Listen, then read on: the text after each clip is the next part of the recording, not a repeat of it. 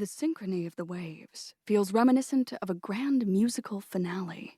A choreographed celebratory number, white caps rolling into the bow, parting, splitting in time.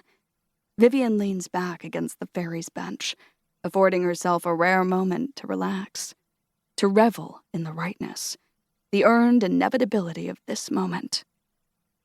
Helen, she whispers to herself, trying on the role for size again.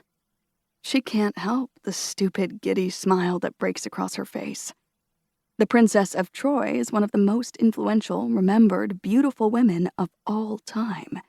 And she, Vivienne Rhodes, has been entrusted with the part. A role that will finally break open the world for her. Jack Gallo himself promised Vivienne she'd become America's Golden Girl if she returned to Apex for 1,000 ships. Buster Smith, the head of production, told her agent that this film would turn Vivienne radioactive, whatever that meant. And the pay.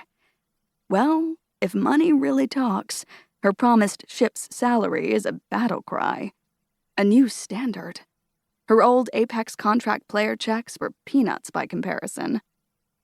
She adjusts her headscarf, tucking in a few flyaways of her long brunette hair, and lets the soft wind propel her to her feet, toward the boat's railing.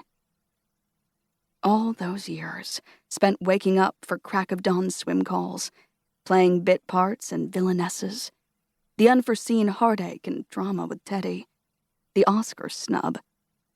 It was all worth its weight in gold, she decides, because it led her right here.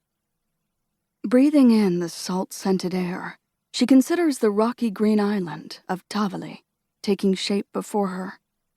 No wonder the studio moved production here from London's Pinewood Studios a few weeks ago. The Italian island's jaw-dropping, jagged panorama will be the perfect backdrop for the film's battle scenes, for the lush, emotional saga of the Trojan War.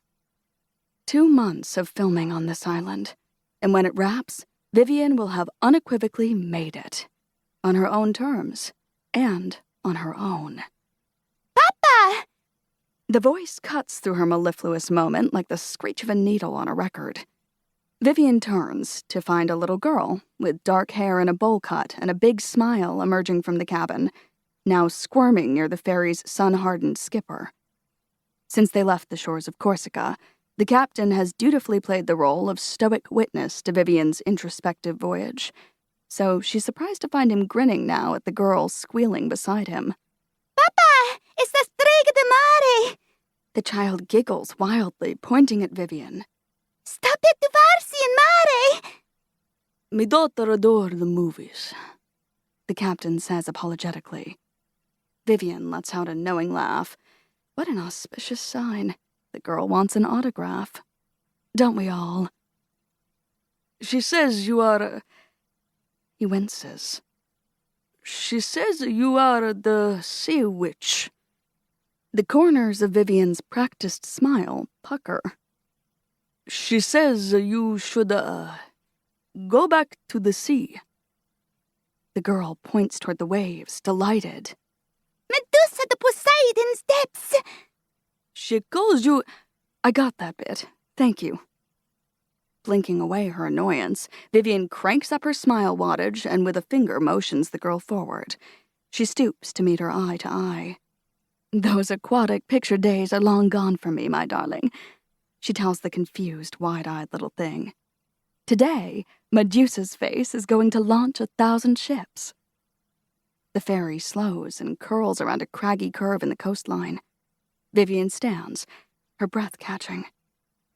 Nestled between 2 emerald-capped cliffs is the most stunning production set she has ever seen.